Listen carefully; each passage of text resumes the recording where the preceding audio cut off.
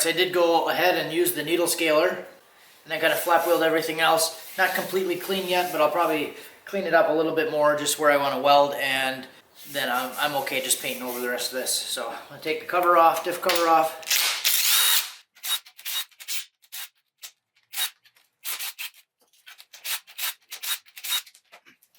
And I've never done this before. I've never shortened rear end, and I've never like set up a pinion and all that stuff and ring gear. So this will all be new to me. I'm sure I'll be doing 100 things wrong, but we're gonna wing it and figure it out, because that's just kind of what you got to do sometimes. And it's 2024, so there's 780 million videos on how to do it. Oh, I have to make a comment about the smell. That seems mandatory. Ugh. Gross. Does it? Yeah. And if you're not familiar with what I mean when I say shorten the axle, basically cutting a section out of the driver's side and then using 2 passenger side axles. So here's 1 passenger side axle that I'm going to put in there. So you end up taking the length out of this side that you need to be able to use 2 passenger side axles, and then center the pumpkin between the wheels. And I'm also going to be doing a spool, so I got a C-clip eliminator kit. Thanks to Adam for reminding me that I need a C-clip eliminator kit with the spool. I spaced that part and didn't order it, so I got this stuff now. And then another friend brought over Mr. Gigantor pipe cutter, so I'll be able to cut the tube without like cutting it with a grinder or whatever. I'm just going to use the big roundy whacker. Well, step 1 kind of sucks. I tried to take this bolt out. Got to remove this bolt to take the pin out, and the bolt is broken. Check that out. That's unfortunate. So the pin is loose in there. I can wiggle it around, but I got to try to figure out a way to get the rest of this bolt loosened up enough to get the pin out. That should be fun.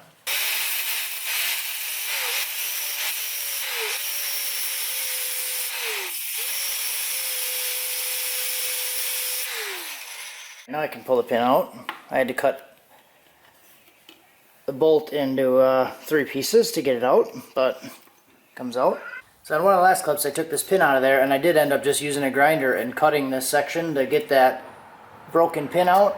This is part of the remaining section of the pin that was broken in there, so I just cut it in 2 sections around the pin to be able to slide the pin out. I'm not going to be reusing this, so I didn't care cutting it up. I'm putting a spool in it, I'm putting a different gear in it, none of that's getting used, and I didn't feel like trying to drill and tap it to save it, so I just cut it out of there. So next I'm going to take the C-clips out. C-clips are inside here. I'm going to go ahead and push the axle in. I took the brake caliper and rotor off. Now I can just push this in. That pushes in, and then now the C-clip will come off. That little guy's hooked on the axle, so now the axle can pop out. And that's the reason for the C-clip eliminator. So this section actually gets pressed onto the axle shaft, and then this gets bolted back onto the axle. So if you break the axle doesn't just pop out. So right now if there's a lot of load and you break the axle with the C-clip in there, the only thing that's holding the axle in is the brake rotor. But on a drum brake assembly, this whole thing could just pop out. And the spool that I'm putting in there doesn't use C-clips at all. Alright, and the reason for the shortening is this is the passenger side axle. This is the driver's side axle. You can see the driver's side axle is a lot longer. If I take a straight edge across the axle here and measure it, it's about 3 inches shorter, or the other side's 3 inches longer, however you want to look at it. So when you take that length out of the driver's side, you can use 2 passenger side axles, center the differential, and it'll be happy in a lot of cars. And if we try to zoom in here and get real specific, it's actually about 2 7/8 inches. Do you see it? Or did you just look at it? Right, so I'm not exactly sure what the conventional way of doing this is, but I want to measure the angle of the brake bracket in this section before I chop it off. So I have this bracket here that had a couple slots in it already, so I just put that on the caliper bolts.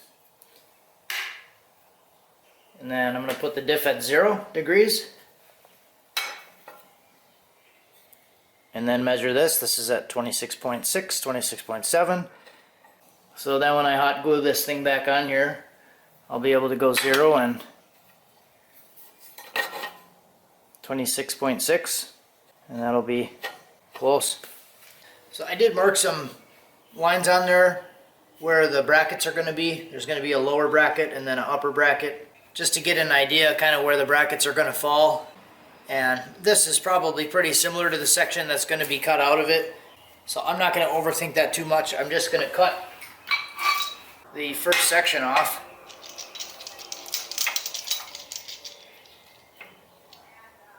And I'm just going to use this big tube cutter that I borrowed from a friend. I'm going to go a real light cut first around just to make sure it comes back around in the same groove. Sometimes if they're off a little bit, they can start to walk and almost like make threads. I'll go a little tighter.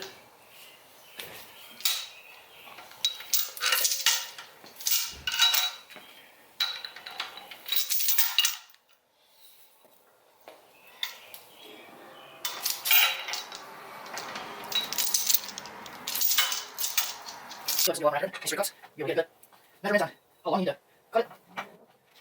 There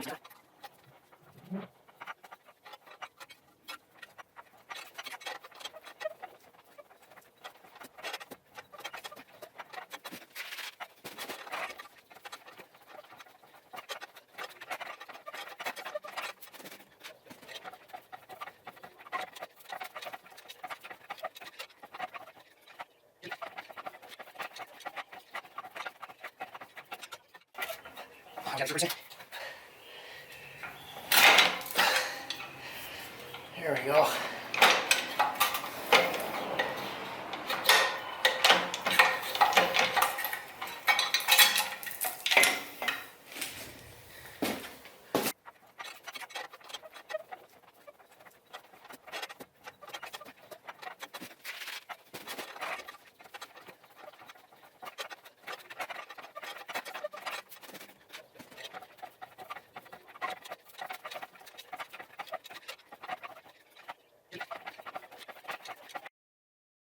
Alright, so I'll go ahead and get these caps off.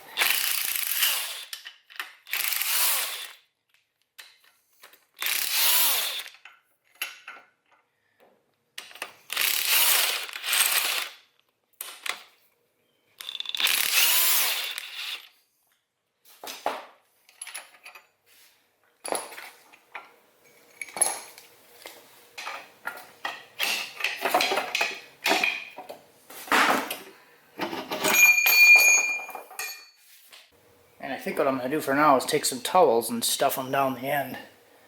So then when I do the grinding on the end here, I don't really get much inside there.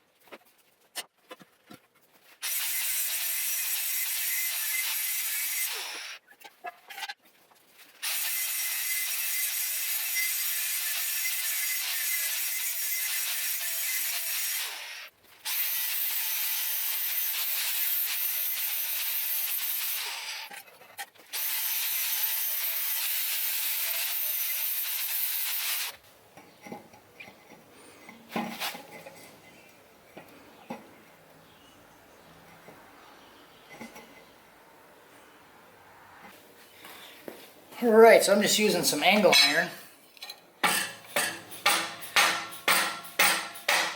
And I use the bandsaw and cut little notches on there so I could put the peak of the angle in the clamp.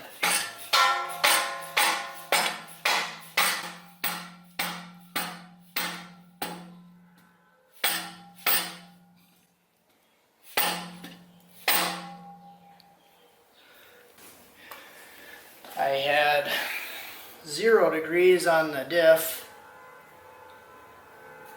and then this one was 26.6.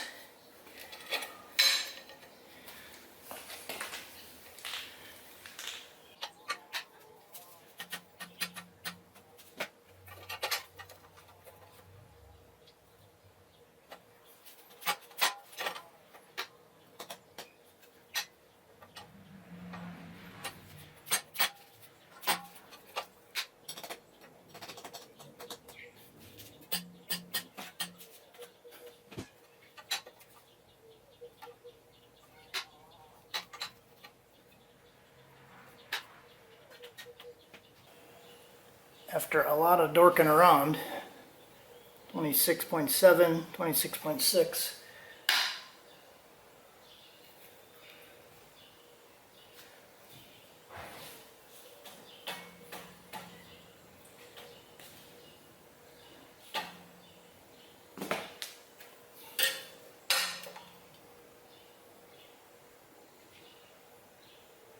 Six point 7, 0.1,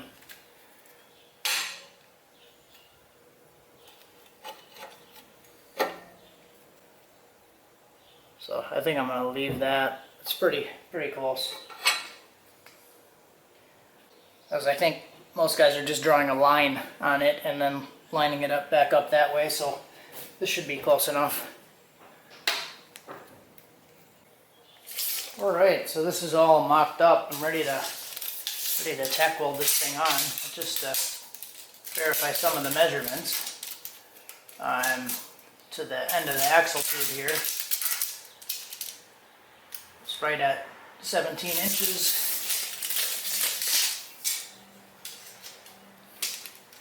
And then this one here is right at 17. It's like within 1/8 of an inch.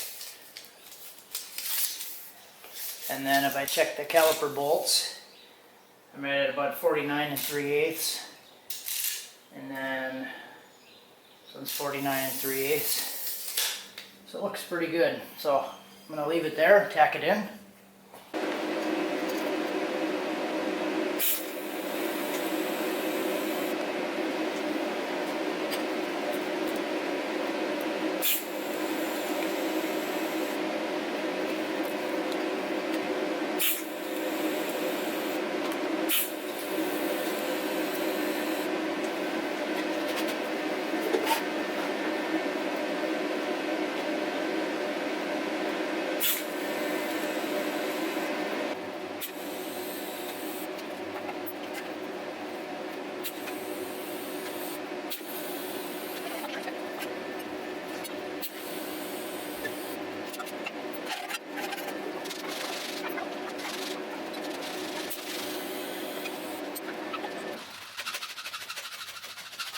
Alright, so got the first pass, root pass, whatever you want to call it.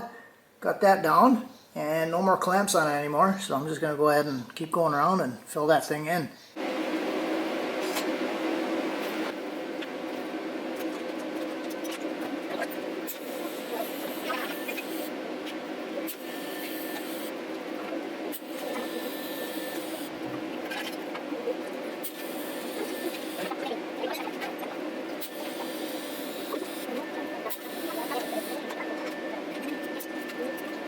Alright, so all done with the welding. I did take the pinion out and the flange and all that, so that's all out of there.